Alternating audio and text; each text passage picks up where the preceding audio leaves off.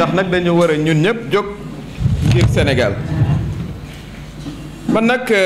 dama d'accord ak li soxna Aïda Mbodj wax mooy ñu ci bëri fii amuñu problème mu parrainage man dama jàpp ne awma problème mu parrainage problème mu jaay doole laa jaay doole boo xam ne bii régime en place ki ko jiite di président Macky Sall jot ko exercer sama kaw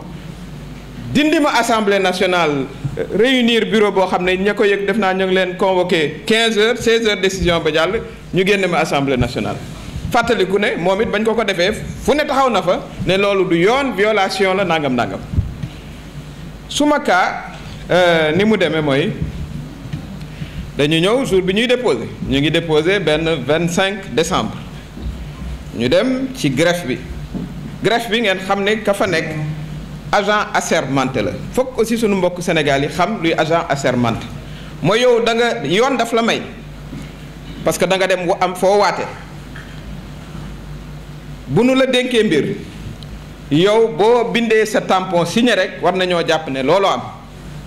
ba ñu ñëwee joxe suñu clé suñu mandataire toog ñu vérifier dal di bind parrain yi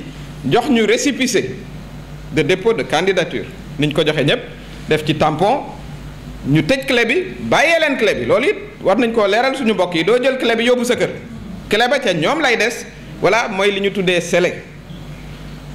ñu tiré ñu au sort. waaw Sénégal sax man gisuma beneen dëkk boo xam ne sooru dëkk ba maanaam la dëkk ba avenir u dëkk ba dañ koy tiré au sort amul fu ma ko xam bu nu amee exemple bu ñu ko xam ñu wax ma ko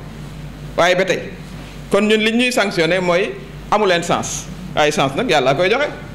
voilà carte yi ne wag ay sénégalais ñoo koy joxe soxna Aïda Mbodj bu nekkoon premier kon jàll amaana aussi Abdourahmane bu nekkoon premier jàll voilà kon su fekkee ne noonu la ñuy tànnee aussi ay leader loolu lu nu war a xool la donc ñun ñu ñëw ñu war ñoo contrôler ñu dugal clé bi sur les 14 régions ñu gis 13 ñu ne waaw ana Ndar ñu ne gisuñu Ndar leen mais yéen récépissé baa ngi nii dara nga ci woon toute la région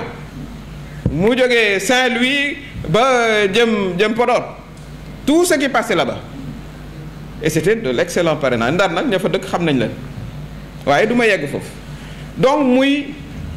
mais amul neneen loo ko tuddee un hold-up de parrainage soo demee banque bàyyi fa sa alal ñëwaat ñu ne la banque ba gisuñ la nga fa def mais loolu la cay topp mooy plainte d'ailleurs li ñu fàtte wax mooy dinañu soumettre une plainte contre X pour falsification de nos données ensuite ñu ne ñu non am ngeen 10 000 parrains yoo xam ne kenn gisu ko ci fichier bi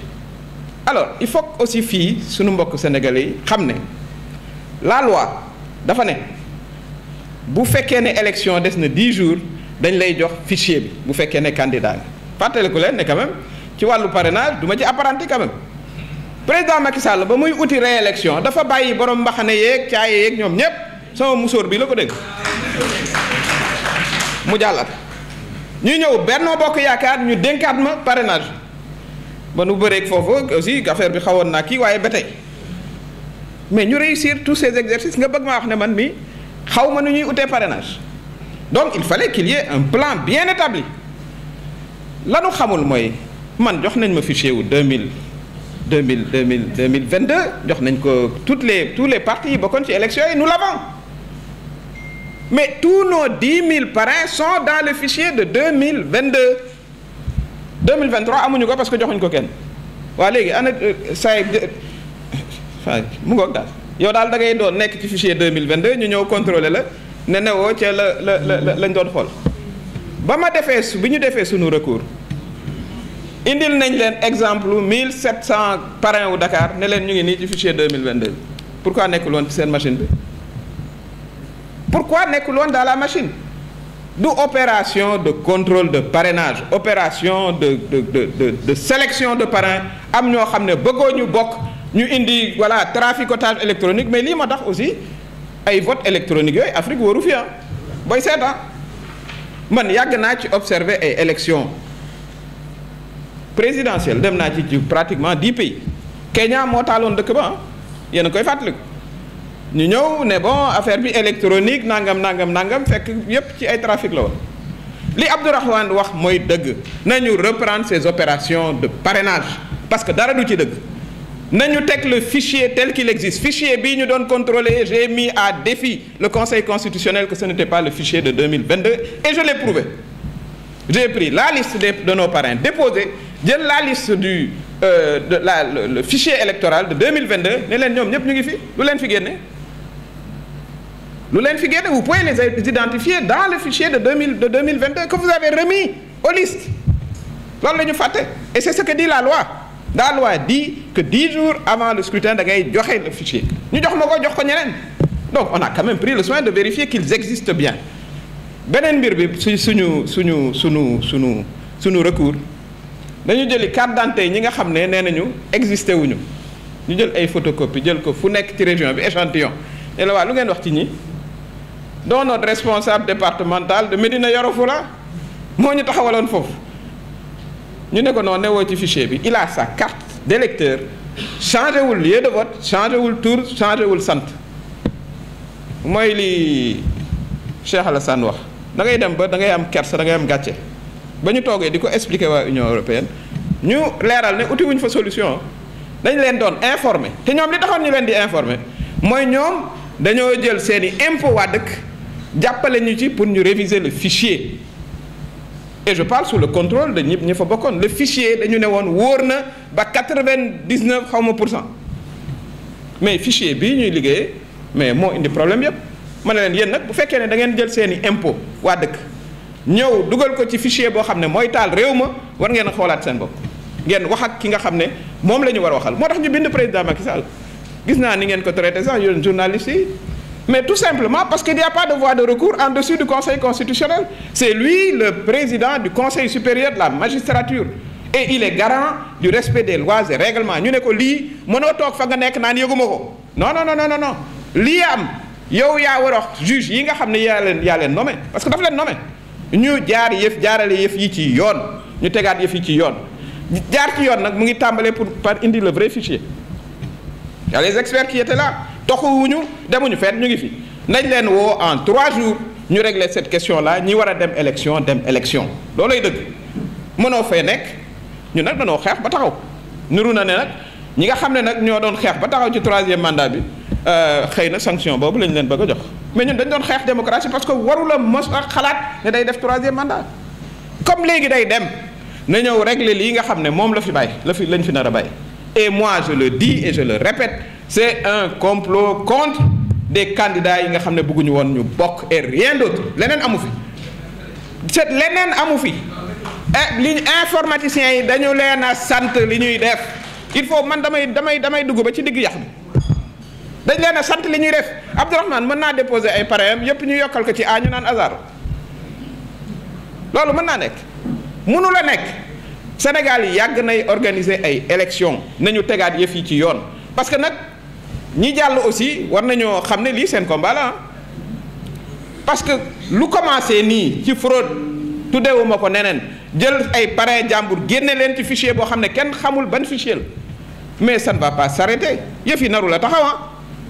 nii muy commencé noonu lay terminer ku ñu wax ne y a pas de résultats préfabriqués avec un fichier boo xam ne kenn xamul quelles sont ses origines ba ñu toogee ci suñu collectif des candidats spoliés ku ci nekk dañ la ne waaye yow ñaata candidat lañ la wax ne newuñ ci fichier bi ngay wax di wax ñu lim fa ñu toog rek ca table ji 450 000 la boolewuñ ci clé yi nga xam ne kenn ubbiwu ko clé yi aussi ci seen communication ne leen ma nga doon dox ba ngeen ko fa bàyyee ngeen bàyyi ko fa ñëw doxul qui est le responsable c'est le Conseil constitutionnel et c'est Badio Camara il a une responsabilité dans ce qui se passe kon nañu ñoom réhabilité waat seen bopp mën nañoo jàpp ne xëy na erreur la mais man jàpp ma ne erreur la parce que c'est systématique et c'est ciblé quand même yàgg nañu ci mbir yi man kan du ma jàngal parrainage ni ma ko waxee soxna Aïda Mbodj mais ba mu jàkkaarloog ñun ak Benno mais lem Benno teg nekk président conseil départemental nekk maire Bambey xamut li muy def awma nag benn critique bu may def ci ñi nga xam ne réussir nañ waaye nag aussi il faut que l'évidence ñu wax ko solution bi am parce que dañuy dem ci solution lii mënta ñàkk solution te dinañu ci taxaw ni ñu ci war a taxawee d'abord parce que c'est injuste vis-à-vis des candidats wax na ko c'est beaucoup d'efforts dañu wër réew mi wax ak sénégalais yi ñu wóolu ñu jox ñu seen parrainage ci kaw ay programme yu ñu leen proposé waaye surtout dinañu am près d'1 million de sénégalais jour vote ba dañuy xëy bëgg a dem wote ñu ne leen du ngeen wote kooku c'est une violation massive des droits politiques des sénégalais kon loolu jéggi nañu war naa engagé képp kuy démocrate ne ci réew mi bëgg fi jàmm kon jàmm ji mooy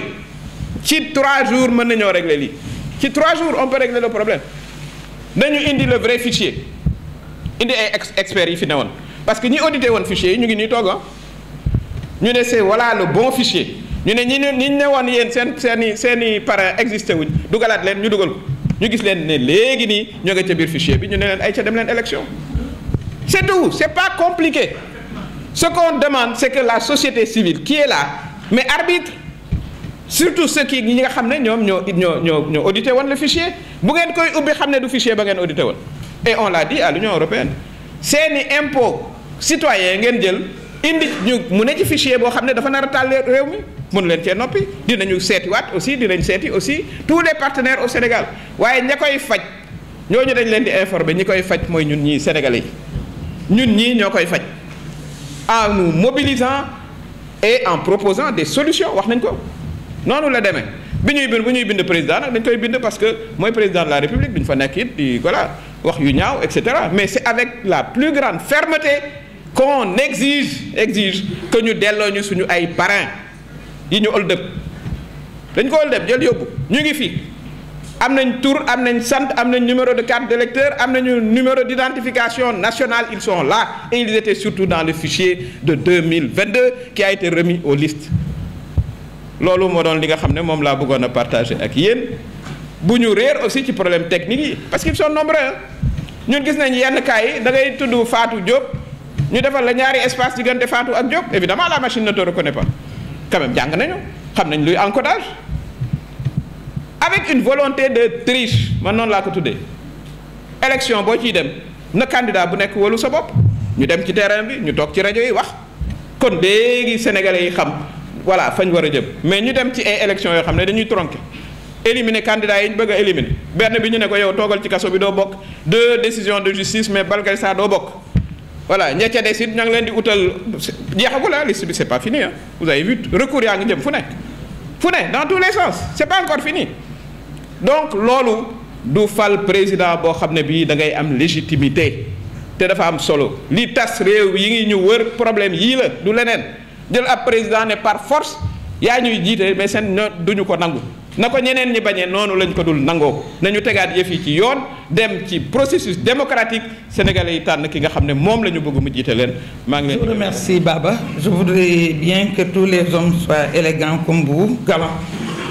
Il y en a qui ne sont pas galants parce que rejeter sans fondement le parrainage d'une dame, il faut le faire. Il faut être Macky Sall pour le faire. Je dis bien Macky Sall parce qu'il faut qu'on ne se voile pas la face.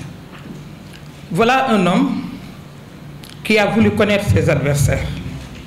Déjà en 2018, nous l'avions dénoncé à l'Assemblée nationale. Récemment,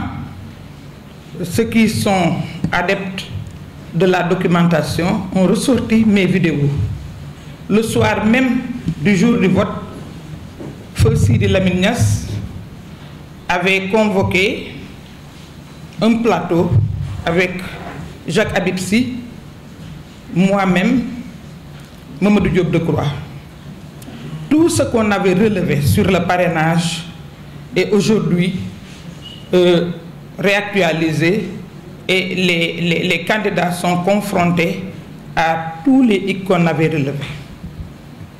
Ce qui se passe, c'est que je ne voudrais pas que nous, collectif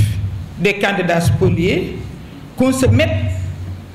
à donner des explications techniques. Il n'y a pas d'explication technique, c'est purement politique.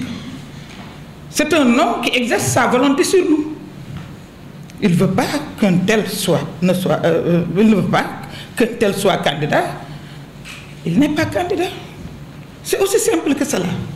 Je ne suis pas paresseuse. Je m'efforce à creuser et à avoir les raisons. À commencer par ce que j'ai fait. en partant déposer mon parrainage. Je l'ai déposé dans les 10 premiers jours. J'y reviendrai avec le tirage au sort. J'avais au niveau du siège 108 000 parrains. J'ai déposé 58 975. Au constat du greffier, qui, je le rappelle tout le temps, c'est important ce qu'Aminata Touré dit à chaque fois qu'il dit que c'est un monsieur assermenté. C'est important, on n'avait pas besoin d'huissier. On a affaire à un greffier. Il a noté, il a dressé un procès verbal. On a enlevé 14 déjà. 14 qui devaient effectivement constituer des rejets. Donc on ne pouvait pas les remplacer. À l'arrivée, qu'est-ce qu'on voit? On voit, parce que n'oubliez pas que j'étais la dernière, j'étais 93e. Alors que j'ai fait partie des 10 premiers qui ont déposé. Alors, qu'est-ce qu'on me donne? Des rejets, des gens qui ne figurent pas au fichier,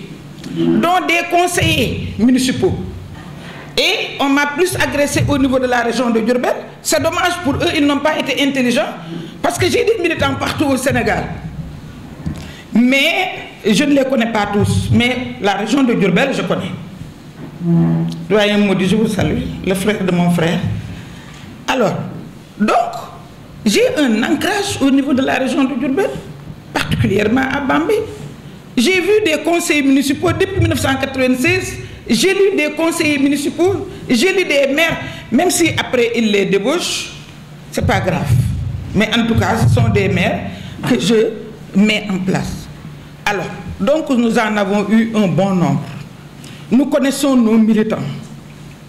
Et il y avait 4 sortes de rejets. Ce que j'appelais la réalité modifiée. C'est-à-dire, on dépose quelque chose qui est conforme. Au niveau de la case rejet, on remet la même chose. Donc, c'est-à-dire, c'est quelque chose de conforme qu'on transforme en rejet. L'autre problème, c'est ce que j'appelle les doublons du Conseil constitutionnel, les doublons internes du Conseil constitutionnel. Moi, je n'avais que 3 doublons internes, donc ça constitue des rejets. Ce qu'ils mettent, c'est qu'ils mettent le numéro de Babawan sur la plateforme. C'est 4832, ils mettent Babawan 4832, Babawan 4832, Babawan, et occuper toute la page. Et c'est décompté. Il y a des transformations de noms. Ndeye Thioro Mbaye qui est transformé en Serigne Diouf. Et ils ne sont pas bêtes. Ils ne sont pas bêtes parce que devant la carte le numéro de la carte de Ndeye Thioro Mbaye, il y a un 2, parce que c'est une dame. Mais quand ils transforment en Serigne Diouf, ils mettent 1. Donc c'est voulu. Qu'on nous dise que l'algorithme a des défaillances, qu'est-ce qui est derrière l'algorithme? L'algorithme est paramétré. Quand on nous parle de, oui, le fichier, mais le fichier, on n'en parle plus. C'est-à-dire, le fichier ne peut pas mettre à jour. C'est l'arbitre qui a dit que la feuille de match n'est pas là. Il l'a avoué. La Sénat a avoué. Donc, nous n'avons rien à dire sur le fichier, sur la mise à jour du fichier. Mais je considère que tout cela dépend d'une volonté politique. La volonté politique du président Macky Sall. Cette volonté politique, en ce qui me concerne, c'est exercée sur moi à plusieurs reprises. Quand je devais être chassé du conseil départemental de Bambey, on a fait déplacer un préfet. Parce que tout simplement, le préfet a osé devant le ministre de l'Intérieur lui dire que Aïda Mbodj avait déjà démissionné. On l'a affecté, il ne parlera plus. Donc, et ils ont fait ce qu'ils ont voulu faire. C'est ce que je subis depuis 2012. Donc, cette fois-ci en cause, c'est une énième forfaiture. Maintenant, c'est une énième forfaiture. On a l'habitude de dire qu'une injustice faite à quelqu'un est faite à tous. Mais aujourd'hui, ça a dépassé les bornes. Et le Sénégal est surveillé partout dans le monde. Tout le monde en parle. Ce qu'il faudrait, c'est effectivement cette sérénité dont je fais allusion tout à l'heure, mais cette union Et ce que j'ai dit le premier jour de quand pour la première fois j'ai participé à la réunion du collectif des candidats spoliés, j'ai parlé de conviction. Il faut qu'on soit convaincu que nous avons été lésés. Il faut qu'on ne cherche pas d'explication. L'explication est là. Une seule personne n'a pas subi ce qu'elle a subi. Tout le monde, chacun peut donner sa version. Ce qui est constant, c'est que on ne nous a pas évalué par rapport à un fichier honnête, par rapport à un fichier fiable. On n'a pas mis en place un logiciel fiable. Mais tout cela, il y a un responsable dans tout cela. Il faut savoir identifier le responsable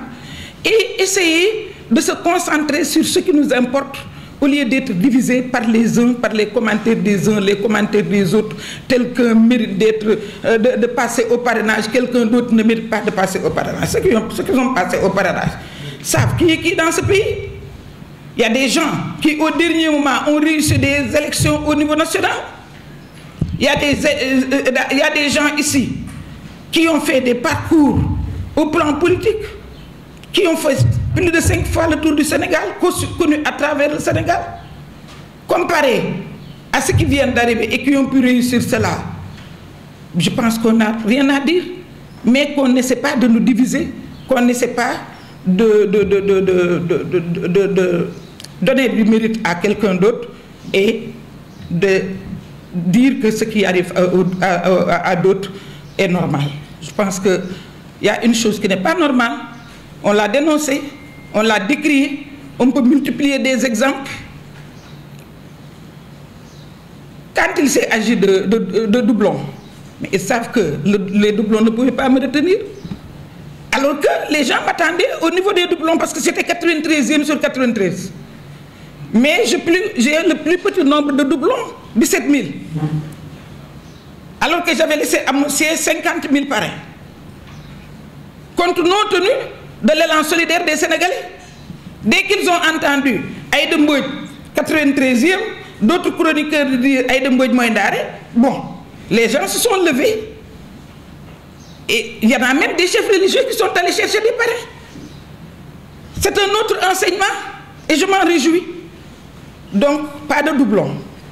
On s'acharne sur le rejet non identifié sur le fichier. J'ai des rejets, je devais avoir des rejets, parce que je ne me voile pas la face.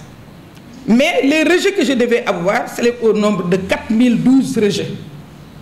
4012 rejets. Donc 4012 rejets, avec 17 doublons, je ne passe pas au premier tour, mais je peux passer au deuxième tour. Et il n'y aurait pas de problème au deuxième tour. Donc, je m'en arrête là. Je voudrais féliciter Baba pour l'initiative et témoigner, parce que nous avons été dans le même gouvernement, je le connais, c'est un frère, témoigner effectivement de sa volonté de toujours avoir un Sénégal juste, un Sénégal solidaire, mais un Sénégal équitable. Parce que tout ce que nous demandons, nous, c'est l'équité. Je vous remercie. On est en direct sur plein de chaînes. Et je pense que les autres, après, parlons un peu en Wolof aussi. Je pense que votre cible, et ceux qui voudront venir parler un peu en Wolof, devront le faire. J'ai reçu des messages qui me disent Wolof, Wolof, Wolof. waaw Baba kon fi ma mujjee laay commencé mooy gërëm la sant la wax ni lii nga def duguleet ñun xam nañ la jàmm rek nga mës a bëgg ci Sénégal ba léegi yaa ngi koy gëm ni jàmm mën na am ci Sénégal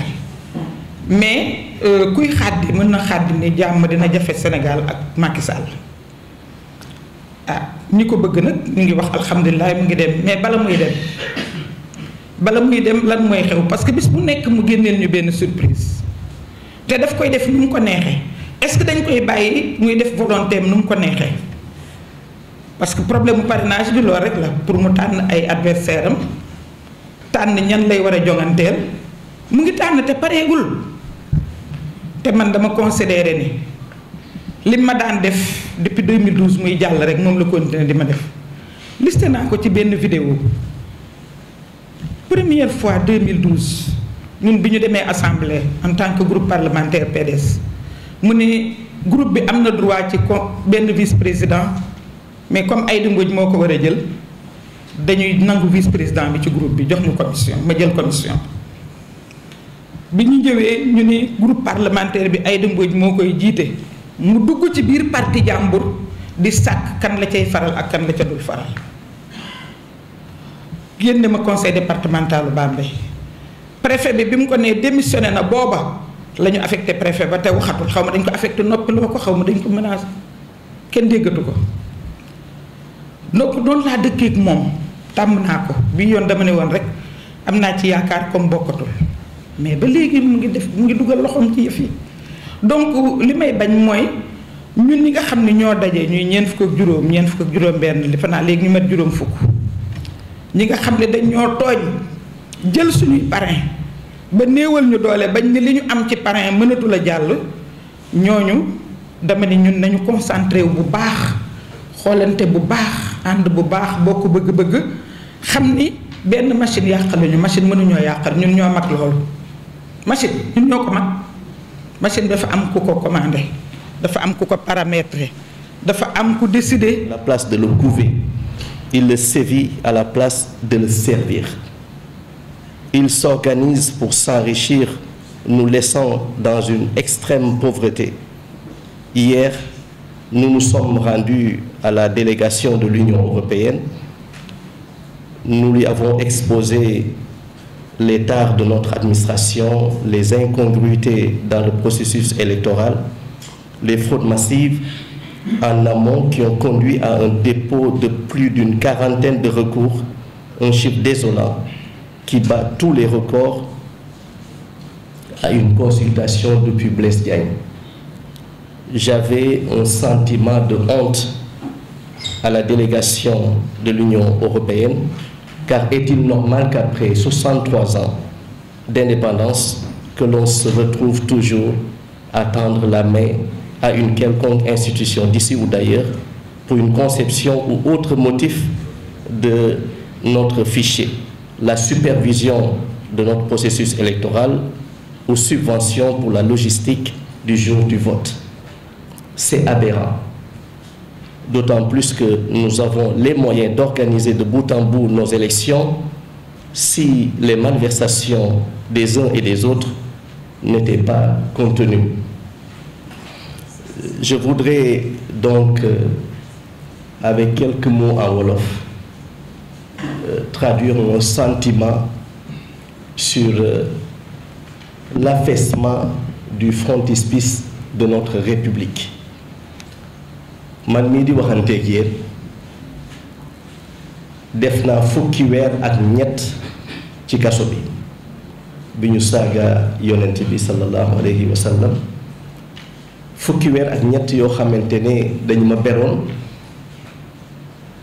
traduire ma chambre criminelle pour des actes que je n'avais pas commis ba pare bàyyi ma sans procès jusqu'à présent moo tax je ne peux pas faire confiance à cette justice de mon pays man mii di waxanteeg yéen jàll naa parrainage ci élection législative yi dès le premier tour tey jii pour m'écarter de cette élection waxuma sax yeneen yi xew nga xamante ne tey jii su may tukki je suis obligé woo huissier pour mu constater samay bagages ni ma ko defaree balaa ma koy emballé doo ko yóbbu su ma egsee ci aéroport bi aussi je suis obligé ñu jàlle ma ci ay procédures yu dul jeex balaa mu fay génn bi ma réussir parrainage bi en 2022 li tax amuma député aussi c'est que ils ont voulu récupérer su ma amoon député bi ñu récupérer ko boole ko ci Benno ce que j'ai refusé catégoriquement beneen bi mooy écarter ma ci élection yi ni ñu ko defee ils l'ont fait de manière vicieuse maanaam wax ne am naa 27000 yu baax am naa 10000 parrains doublons externes mais am naa 27000 yoo xamante ne non identifiés lañu parce que suñu defoon ne que dama am 20 000 sax yoo xamante ne doublon externe la dina ma permettre ma dem corriger mais bu ñu defee non identifié 20 000 yi te ni ñu def ñoom Cheikh Tidiane Gadio noonu lañu ma def man tamit maanaam jël 1976 ku ci juddu woon def ko 1977 li am solo mooy analyser au-delà même des experts en informatique naka la ñu defee machine bi kan moo ko contrôler derrière ça c'est important machine bi nga xamante ne moo ne conseil constitutionnel dafa mel dafa dañ ko link ak beneen machine beneen bi for naa ci wewu béy que ñi nga xamante ne ñoo doon contrôler le parrainage changé nañu équipe bi 2 fois foral naa ci wewu béy nekk conseil constitutionnel ak la direction des élections fan yi nekkuñu ci jàmm ndax réeroo bu mag bi am en interne au plus haut sommet de l'administration sénégalaise bi ci des mooy élection yi ñu jëm su fekkee ne ci condition yi la ñu ci jëmee lii Cheikh Tidiane Gadio docteur Cheikh Tidiane Gadio wax léegi mën naa jur lu raw sax li fi xewoon ci 23 février bay passé parce que simplement les tensions sociales sont partout ci réew mi amul hypocrisie ce qu'il faut faire aujourd'hui c'est que les gens comprennent que kii ñu dénk réew mi ak ñi nga xamante ne ñoom la àndal seeni bëgg-bëgg dafa waroo ak ni àdduna di doxee yàlla dëgg la bëgg la ca topp mooy waxtaan bii ñu amal tey jii ak lii ñu soumettre pour signer ko li ci ëpp solo tey jii mooy kenn waratul teggi tànkam ci fii ñu jëm il faut imposer à Macky Sall qu'il est urgent aujourd'hui moom ak son régime urgent mu comprendre que yi mu teg askan bi diis na diisaay boo xamante ne teggi ko jot na su fekkee ne nit yaa ngi am tuuti yërmande buy dox ci yow beneen ba ca topp su fekkee ne il s'entête maintenant à aller à cette consultation je lance un appel solennel ñi nekkoon candidat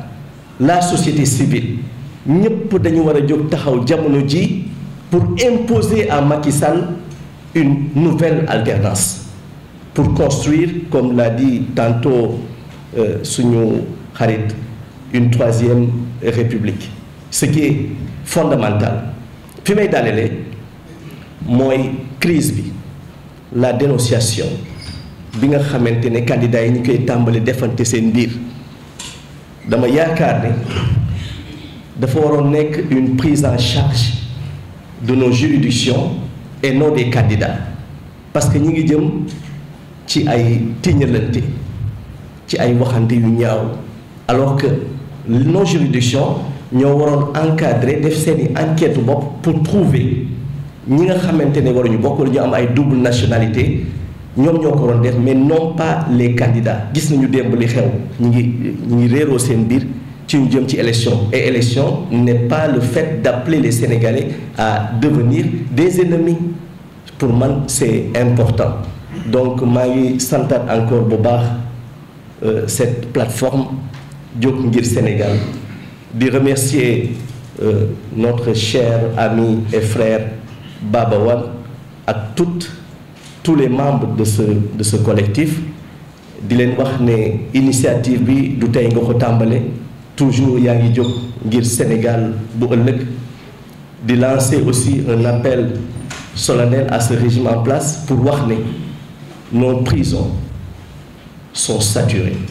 man def naa 13 mois de prison et j'ai compris comment les gens souffrent à l'intérieur de nos prisons détenus politiques yi nekk ci biir ñi nekk candidat ak ñi nga xamante ni opinion moo leen fa dugal jot na président Macky Sall ak ñi mu àndal teggi seen tànk ci li xew maa ngi sant ñépp di leen gërëm alxaqu min rabbikum faman shaa fal yu'min wa man shaa fal yakfur wassalaamu aleykum wa rahmatullahi taala wa barakatuh nuyu aussi ñi nga xam ne ñëpp ñoo fi fekk gis naa fi ay xarit yu bari yoo xam ne gën na leen gis et j'ai pas eu le temps de leur dire bonjour donc yéen ñëpp maa ngi leen di boole nuyoo bi. Alors pour être pragmatique man ce que je vais faire mooy xam naa je vais terminer par mon cas personnel comme candidat spolié et non recalé merci Aïda Mbodj et puis wax quelques incongruités yoo xam ne remarqué nañ ko ci processus bi. Bu dee dañu jël cas spécifique wu parrainage bi bon naturellement dañuy commencer par tirage au sort on nous a imposé un tirage au sort kenn mënu ko bañ parce que c'est le système le plus égalitaire mais ñëpp xam nañ ni devoir choisir un président de la République dans un pays aussi prestigieux que le Sénégal à travers un tirage au sort c'est catastrophique man à mon avis donc ça veut dire que notre démocratie est tombée bien bas ku nekk lu la yàlla jox nga jël am na ko jël premier am na suñu sœur Aïda moom moo jël 93e je dirais pas ndaare parce que c'est très péjoratif man j'étais 74e mais ñëpp ñi am et je précise que li may wax waxuma ko contre quelque candidat que ce soit mais li am la ñu gis ñun on s'est amusé avec mes jeunes à faire quelques statistiques par exemple parce que c'est pour confirmer li Aïda wax on s'est rendu compte que boo jëlee ba sur les 20 premiers yi génn tirage au sort les presque 80% yi mooy ñi nga xam ne ñoom ñoo mujjee déposé bi le jour de la clôture parce que lan moo ko indi parce que kenn du def tirage au sort par ay enveloppe parce que enveloppe boo ko yëngalee du bouger donc ñi nga xam ne parce que par exemple man j'étais le 27e à avoir déposé donc damay bokk sama tur day bokk ci ñi nga xam ne ñooy nekk ci suuf léegi ñi nga xam ne ñoom ñoo mujjee déposé la seen enveloppe bi nekk ci kaw boo yëngalee enveloppe bi dañuy duggalante donc du bouger donc ñooñu la seen tur jëkk a génne daf leen bu baax attention ci li ma leen wax c'est pas contre eux mais c'est le système qui est comme ça donc tous ceux qui ont déposé en premier à part quelques exceptions ñoom ñoo nekk finalement ci fin bi alors que le système aurait été très simple nga jël ay boule boo ko jaxasee ñëpp xam nañ ne dafay jaxasoo après ku nekk jël sa chance donc loolu c'est un premier élément bon fichier bi du ma ci ñëwaat en détail ñëpp xam nañ ne moom moo war a doon miroir bi boo ko amul yow finalement yow mi di seetu doo xam looy nuroo beneen aspect bi mooy dès les premiers jours parce que moi j'ai travaillé avec un informaticien qui a fait beaucoup de va-et-vient au Conseil constitutionnel dès le premier jour signalé nañu deux problèmes yoo xam ne dégguma ñu bëri wax ci premier jour déjà la machine du Conseil constitutionnel dafa am virus je sais pas ndegam rendre ngeen ci compte boo ñëwee dugal clé bi bon fàtte naa terme technique bu muy utiliser mais par exemple boo ko dugalee fichier bi daf koy copier 2 fois loolu ñun ñi di travail ci ordinateur yëpp maa ngi gis Cheikh Fall maa ngi lay nuyu war nañ ko xam des fois nga dugal fichier mu copier ko 2 fois benn bi am point beneen bi du am point loolu ça veut dire tout de suite que machine bi dafa am virus alors la machine du Conseil constitutionnel. On veut juste changer le micro parce que c'est tellement important. Oui, merci donc machine du Conseil constitutionnel du Sénégal di organiser des élections une élection présidentielle 63 ans après les indépendances ils sont incapables d'avoir une machine boo xam ne amul virus man dem naa sax bani puisqu'on est 93 te Sénégal élection présidentielle lañ jëm waroon nañ mën a sax wut une machine par candidat parce que le petit investissement bi ngay def pour assurer l'égalité des candidats et la sécurité des données jaroon na ko mais mooy machine bi dafa am virus deuxièmement loolu itam dégguma ñu bëri wax ci boo ñëwee di déposer sa clé avant ñuy génnaat clé bi def ko sous scellé da koy copier say données ci ordinateur bi je sais pas da nga bàyyi ngeen ci xel parce que clé bi lan moo tax ñu koy scellé mooy ne yow lii nga ma indil lii mooy sa nombre de parrain xool naa jël naa dugal ko ci enveloppe tëj ko lan mooy objectif bi lan lañ ciy wut liñ ciy wut mooy li nga xam ne moo nekk ci clé bi kenn du ko laal ba boo ñëwaatee ñuy contrôler mais bu dee clé bi da nga ko dugal ci ordinateur li nekk ci clé bi nga copier ko ci ordinateur bi mais li nga scellé amul sens parce que li nga scellé mu ngi ñoom ci seen ordinateur c'est à leur disposition lan lañ ciy def yàlla rek moo xam loolu aussi jar na bàyyi xel. Après boo continuer bon là je vous donne 2 ou 3 cas de mon cas personnel avant de conclure man cas yi ma am moom c'est pathétique et je pense que ça a aidé beaucoup même ñi nga xam ne sax faraluñu Abdourahmane Diouf ñu xam ne lii warul mën a nekk mooy le problème d'encodage je pense que gis ngeen démonstration bi ñu def à la télé ñun par exemple dañu jël suñu ay parrains yu ci bëri dañ ciy yokk benn A avec accent circonflexe par exemple boo tuddee Omar dañuy def Omar A avec le A chapeau nga sant Diouf ñu def Diouf A avec le A chapeau informaticiens yi nee nañ ñu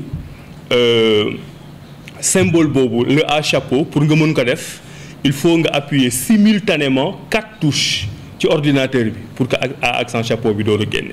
donc mënul nekk une erreur humaine et d'ailleurs pour l'anecdote man j'ai tenu hier man maa dem déposer sama réclamation au niveau du conseil constitutionnel bi ñu demee la dame qui était là-bas très gentille moom moo doon def procès verbal bi donc bi muy def procès verbal bi parce que dama def ay annexe wax problème erreur d'encodage def A bi def symbole moom bi mu yegsee ba war a bind A bi mënu ko bind toog na 5 minutes fas fu ne bës la ko ci ordinateur bi mënu ko bind ba finalement pour mu génn ci dafa obligé ci procès verbal mu def entre parenthèses voir requête du candidat parce que mënu ko bind parce que A boobu kenn mënu ko bind donc man j'en ai énormément ci sama fichier boo xam ne A yooyu daf ci yokk donc c'est clairement de leur responsabilité te foofu ma préciser ci benn point juridique boo xam ne dinañ ci ñëwaat le conseil constitutionnel le 24 novembre bi passé la jël sa décision numéro 1 décision boobu ci lay interpréter plus ou moins le code électoral pour wax moom nan lay caytoo parrainage am na ci yu mu respecté am na ci yu mu respecté wul ci yu mu respecté wul par exemple tirage au sort bi ça aussi je pense pour les experts c'est important de le mentionner code électoral bi dafa wax clairement que ne bu ñu la contrôler dañ lay notifier ce résultat parrainage nga am 48 heures pour ñëw régulariser donc ñi nga xam ne dañu ñëw le premier jour samedi ñu contrôler leen ils doivent revenir 48 heures après ki ñëw dimanche ñëw 48 heures après mais bi ñu demee ba week-end bi jeex ba le 2 conseil constitutionnel xam ne notifié wul candidat yi jëkk jàll ci lañ génn un communiqué bon dans leur jargon ils disent que en toute matière voilà le conseil constitutionnel prend des décisions donc boo suivre seen logique même ce communiqué là qui n'a aucune base légale peut être considéré comme une décision du conseil constitutionnel léegi ci communiqué boobu la ñu wax ne dañuy bàyyi ba candidat yëpp jàll ñu notifier leen le même jour jox leen ñoom ñëpp 48 heures loolu c'est une rupture d'égalité entre les candidats parce que candidat bi jàll le premier jour moom en réalité il a eu presque 10 jours pour wuti ay parrains pour régulariser ak ki nga xam ne mu ngi jàll le dernier jour il a eu que les 48 heures donc le conseil constitutionnel a tordu la main au code électoral à travers un communiqué moo taxoon man bi may demandé waat tirage au sort bi ci esprit boobu laa ko demandé waat mais pour ñëwaat encore sur les données et le point dont je vous ai parlé sur la décision du 24 novembre ñoom ñoo bind seen article 3 ci décision boobu c'est la dernière phrase que ne tout document vicié boo fa indi par exemple maanaam sa clé dafa am ay problèmes ay altérations comme on a dit ñoom dañ koy noter ci procès verbal bi loolu c'est important de le noter parce que boo ñëwee comme ñun ñëpp boo ñëwee ñu xool clé bi xool région yi xool yëpp bu dee dafa am altération dañ koy bind ci procès verbal bi buñ ko bindul ci procès verbal bi et là c'est important pour tous les candidats ça veut dire que nangu nañ ne clé bi nga leen jox baax na nangu nañ ne clé bi nga leen jox mën nañ ko tijji nangu nañ ne clé bi nga leen jox lire nañ ko ba xam lan nga def ci région yëpp donc boo ñëwaatee après ñoom sa clé am ay altération lu ci nekkul woon nekk ci mais juridiquement empiriquement technologiquement c'est de la responsabilité du conseil constitutionnel parce que foofu ñoom ñoo tënk seen bopp parce que ñoo ne la bu clé bi baaxul dama koy bind nga ñëw ñu xool ne la sa clé baax na boo ñëwaatee gis ci ay A comme man ni ma ko defee wala nga ñëw comme Mimi nga gis ay régions yu ñu dindi wala leneen ak leneen c'est de leur responsabilité et s'ils suivent cette logique-là ça veut dire que processus bi yëpp dañ ko war a reprendre en cause parce que tout le monde s'est plaint des clés deuxième problème bi nga xam ne mën naa ne moo ma éliminé entre guillemets ñun ñëpp on est dans un pays francophone on travaille en français nos ordinateurs sont paramétrés en français mais moi j'ai eu des milliers de dates d'expiration yoo xam ne dañ ko intervertir jëlee ko français def ko anglais par exemple si la date d'expiration c'est le 7 mars systématiquement 7 mars c'est 7/3 systématiquement dañ koy def 3 juillet xam nga loolu du erreur humaine parce que mën nga juum bu dee date d'expiration bi c'est le 7 mars nga def le 28 août mais systématiquement et li ma leen c'est des milliers dans mon cas man mën na leen mais bu doon damay saisir en anglais dans un ordinateur en anglais mais les 18 401 yi ma leen jox pour régulariser date yëpp dafay nekk soit en français wala en anglais mais du ma ci jël benn échantillon de quelques milliers def ko en anglais en sachant que daf may éliminer et donc technologiquement bi ma ko joxee experts yi ñu xool ils l'ont confirmé parce que dañ ni systématiquement boo defee par exemple 6/7 day nekkaat 7/6 mais logique bi mooy boo defee par exemple 18-12 xam nga mënul nekk 12-18 parce qu'il y a pas de 18e mois donc interversion yooyu mu ngi arrêté au 12 de chaque mois et loolu c'est le nombre suffisant pour m'éliminer donc boo jëlee les problèmes d'encodage ay nga xam ne mënuma ko ci def ñoom ñoo ko ci def erreur le sabotage le je ne sais pas mais mu ngi ci nga jël les dates yu ñu intervertir nga xam ne pour man c'est pas anodin yooyu moo tax ñu ne le candidat Abdourahmane Diouf matalul li nga xam ne moom lañ def hier j'ai pris un huissier mu ñëw en toute honnêteté constaté ko ñu dem déposer ko au niveau du conseil constitutionnel foofu laay terminer sur 2 ou 3 points rapidement am na yoo xam ne dégguma tam ñu wax ci lu bëri sànq Cheikh Alassane maa ngi lay nuyu yaa ngi wax candidat yi nga xam ne dañuy xeexante seen biir am na yu bëri yu ñu war a wan ak yenn candidat mais waxuñu leen ko gis nañ ne tey ñoom déposé nañ ay recours contre tout le monde man je pose une question j'ai fait des investigations je suis sûr à 90% mais am na lu ma ci leerul j'ai cru comprendre que ñi nga xam ne dañ déposé comme député dañu indi ay liste ñu vérifier ndëgam liste député yi ñu indi ñu ngi assemblée nationale et j'ai cru comprendre que assemblée nationale envoyé nañ la liste des députés mais il y a un deuxième problème pour le seul candidat qui a déposé les maires et les présidents de conseils départementaux man day Abdourahmane Diouf xamuma Sénégal ban institution moo centralisé tous les maires et les présidents de conseils départementaux est susceptible d'envoyer la liste authentique au conseil constitutionnel te gisuma ko ci considérant yi gisuma benn yoon ñu ne pour ce candidat dañu jël clé électronique comme ñun dugal ko ci ordinateur bi ça veut dire qu'il y a de fortes chances que ce candidat là Amadou Ba en l'occurrence les 120 élus yi ko parrainé dañu ñëw rek jël feuille di xool alors que la loi nous dit que ce candidat là qui a utilisé des élus mais il est susceptible d'avoir des doublons comme nous c'est-à-dire da nga war a dugal clé te doublons yi li ñu ci wax dafa leer parce que loolu am na journaliste bu ma ko posé ma leeral ko ça ne veut pas dire que député nga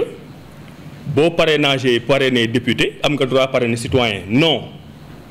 bu dee élu nga supposons nga nekk maire nga parrainé Amadou Ba c'est yow le maire là sa parrainage bu ñu ko retrouver dans un parrainage citoyen d'un autre candidat doublon la c'est-à-dire que le candidat Amadou Ba est devant un très grand danger de doublon yoo xam ne da ko war a régulariser bu ko mënul régulariser mu change ñu éliminer ko mais puisque dugaluñu clem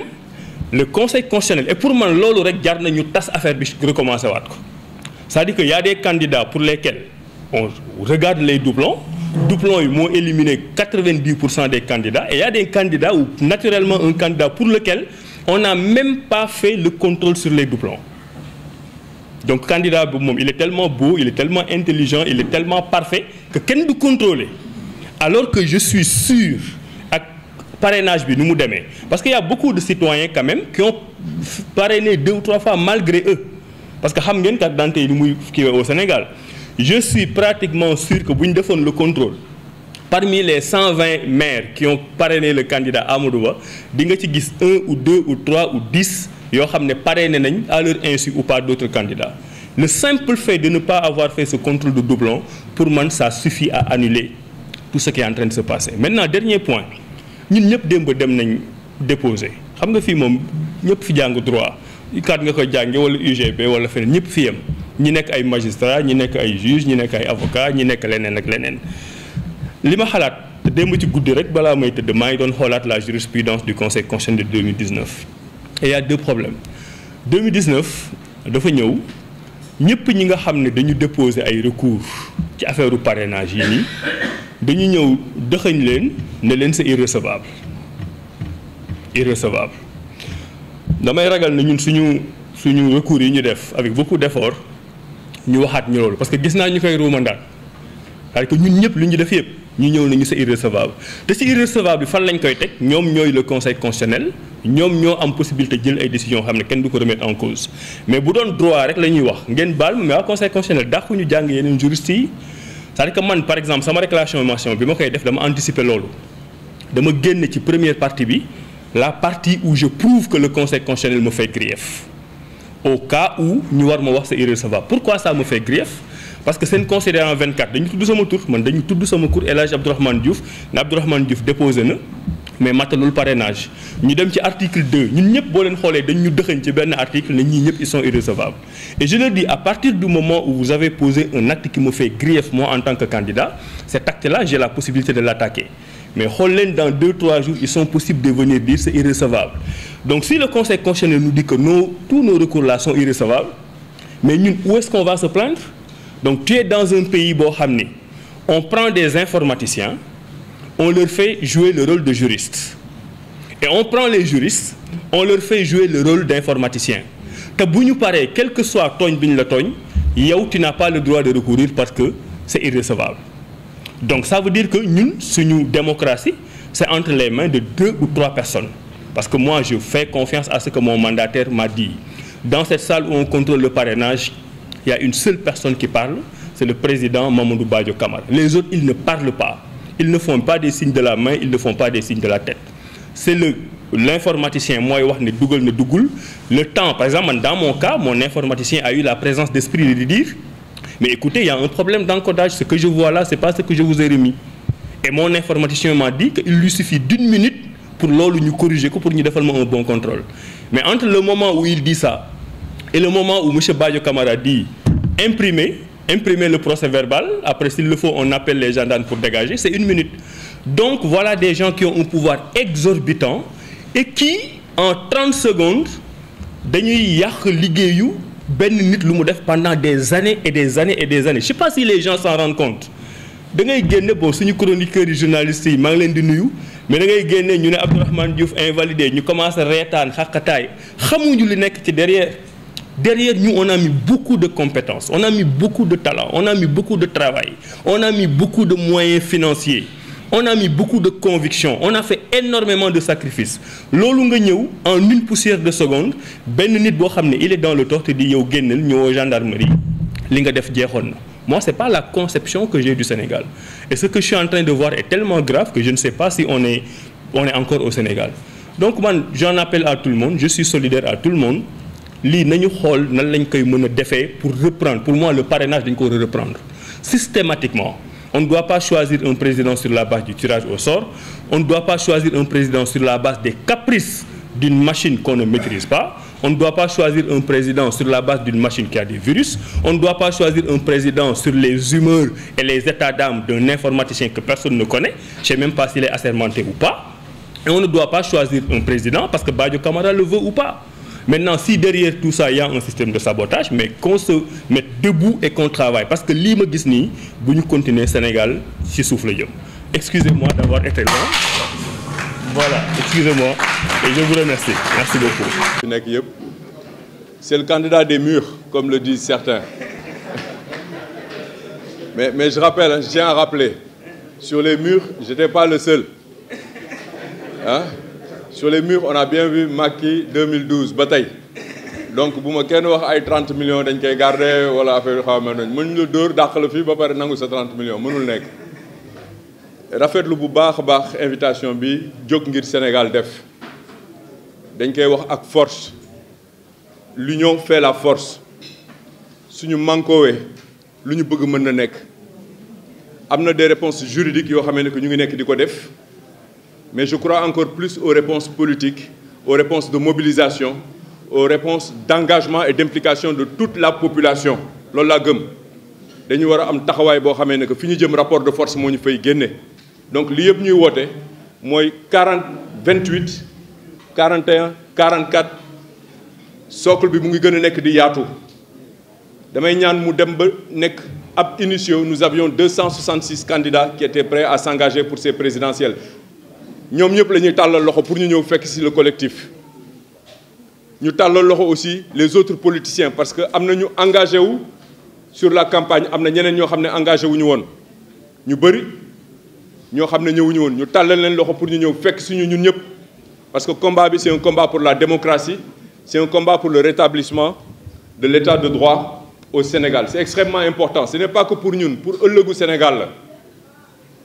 pour ëllëgu Sénégal waruñu salfaañe suñuy àq ak suñuy yelleef affaire bi processus su sàcc la